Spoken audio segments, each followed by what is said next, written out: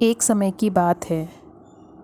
एक राज्य में एक राजा थे जिनकी 2 पुत्रियां थीं, अमावस्या और पूर्णिमा, और उनके 2 पुत्र थे।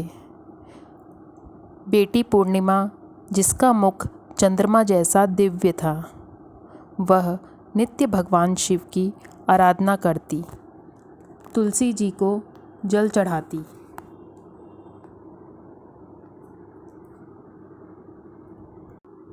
गरीबों की सेवा करती। पूर्णिमा बहुत ही धार्मिक प्रवृत्ति की लड़की थी, जबकि वहीं दूसरी पुत्री अमावस्या, जो पूरा समय अपने ठाट बाट और अपने श्रृंगार में ही लगी रहती, पूजा पाठ से तो वो कोसों दूर रहती। लेकिन दोनों बहनों में आपस में बहुत प्रेम था। राजा और रानी अमावस्या और अपने दोनों पुत्रों से अधिक स्नेह करते थे। कुछ समय पश्चात राजा ने अपने दोनों बेटों का विवाह कर दिया। फिर रानी ने एक दिन राजा से कहा कि पूर्णिमा की शादी करनी है। तो राजा ने कहा, हाँ, हमारी दोनों बेटियां शादी के लायक हो गई हैं, हम दोनों बेटियों की शादी एक साथ ही करेंगे। तब रानी कहती हैं कि पूर्णिमा बहुत ही साधारण लड़की है, इसे किसी गरीब ब्राह्मण के घर ब्याह दो, क्योंकि इसे पूजा पाठ, भजन कीर्तन ज़्यादा पसंद है। अगर ये बड़े घर में गई तो यह सब नहीं कर पाएगी। और अमावस्या के लिए रानी ने कहा कि इसे बड़े घर के राजा से शादी का प्रस्ताव रखो। कुछ समय पश्चात राजा ने दोनों बहनों की शादी धूमधाम से कर दी। अमावस्या की शादी पास के गांव के राजा के बेटे के साथ की, जबकि पूर्णिमा की शादी उसी गांव के किसान के बेटे के साथ की।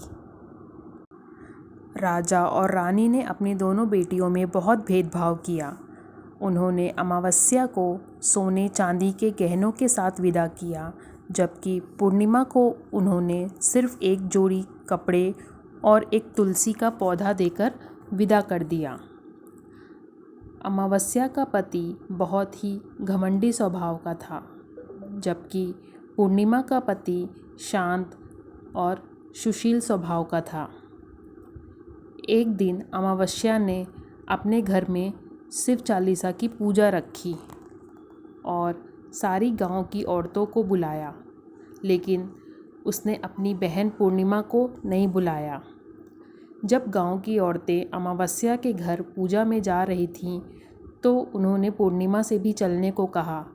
तो पूर्णिमा ने कहा, नहीं, मुझे मेरी बहन ने नहीं बुलाया है, मैं नहीं जाऊंगी। लेकिन बहुत ज़ोर देने पर वो चलने के लिए तैयार हो गई और उन औरतों के साथ अपनी बहन के घर चली गई। पूर्णिमा को अपने घर में आया देखकर अमावस्या गुस्से से लाल हो गई और कहा, मैंने तो तुम्हें नहीं बुलाया, पर तुम क्यों आई? अमावस्या ने पूर्णिमा की गरीबी का खूब मजाक उड़ाया और उसका बहुत अपमान किया। पूर्णिमा रोते हुए भगवान शिव से प्रार्थना करने लगी कि हे शिव, मुझ पे कृपा करो। शिव चालीसा पूर्ण होने के बाद अमावस्या ने सभी को प्रसाद दिया, लेकिन उसने अपनी बहन पूर्णिमा को प्रसाद नहीं दिया। पूर्णिमा को बहुत बुरा लगा और वह रोते रोते वहाँ से निकल गई। वहाँ से लौटते समय पूर्णिमा अपने मायके चली गई। रास्ते में उसे एक तुलसी का पेड़ मिला, जहाँ पर एक बूढ़ी माँ बैठी थी। उसने पूर्णिमा से कहा कि यह तुलसी का पौधा सूख रहा है, क्या तुम इसमें पानी डाल दोगी?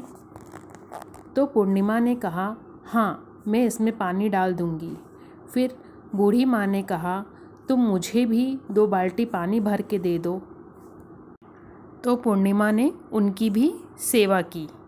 थोड़ी दूर आगे जाकर जब एक चबूतरा मिला, वहाँ शिव जी का एक छोटा सा मंदिर था और उसमें एक बाबा बैठे थे जो भगवान शिव के ही रूप थे।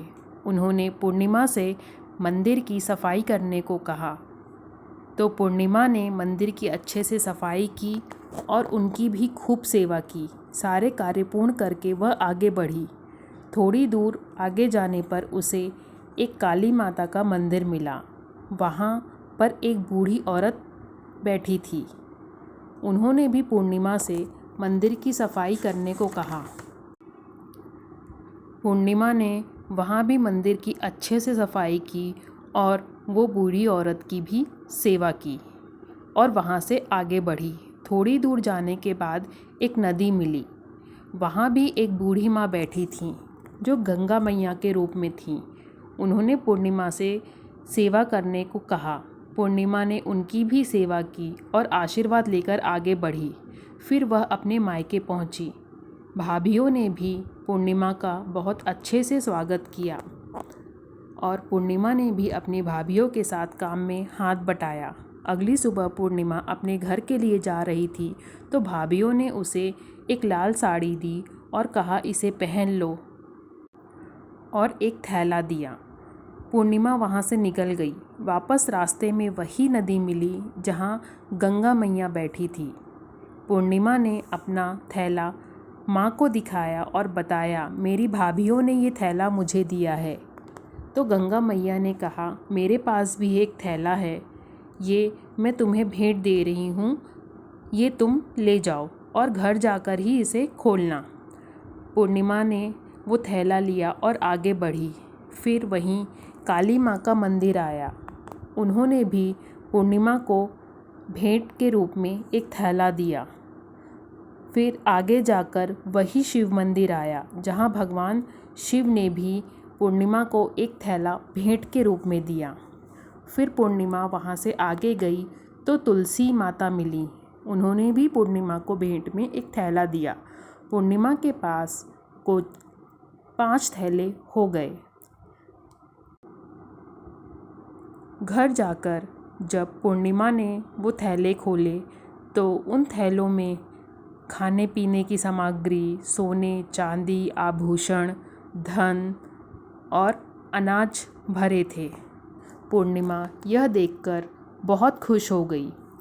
कुछ समय पश्चात पूर्णिमा ने भी शिव चालीसा का आयोजन किया और सभी को बुलाया और अपनी बहन को भी बुलाया। जब अमावस्या पूर्णिमा के घर आई तो वहाँ की चकाचौंध धन दौलत देखकर वह आश्चर्यचकित हो गई और पूछी कि यह सब कैसे हुआ। तो पूर्णिमा ने कहा तुमने मुझे पूजा का प्रसाद नहीं दिया। मैं दुखी मन से मायके चली गई और वहाँ से यह सब लेकर आई हूँ। यह सुनकर तुरंत अमावस्या ने भी मायके जाने का निर्णय किया और कहा तुम मुझे भी प्रसाद मत देना। तो पूर्णिमा कहती है यह तो भगवान का प्रसाद है, मैं सबको अवश्य दूंगी। फिर भी अमावस्या ने प्रसाद नहीं लिया और मायके चली गई। रास्ते में वही सारे लोग अमावस्या को भी मिले जो पूर्णिमा को मिले थे, जैसे कि बूढ़ी माँ, शिव जी, काली माँ, गंगा मैया।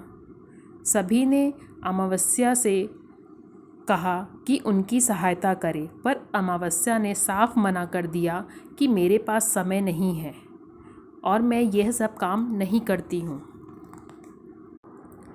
फिर भी सभी ने अमावस्या को भी थैले भेंट किए। घर जाकर जब अमावस्या ने थैले खोले तो उसमें सांप, बिच्छू, मिट्टी आदि निकले। वह घबरा गई और तुरंत पूर्णिमा के पास गई और पूछा कि मुझे कुछ नहीं मिला। तो पूर्णिमा कहती है मैंने हर किसी की सहायता की जो तुम्हें रास्ते में मिले थे,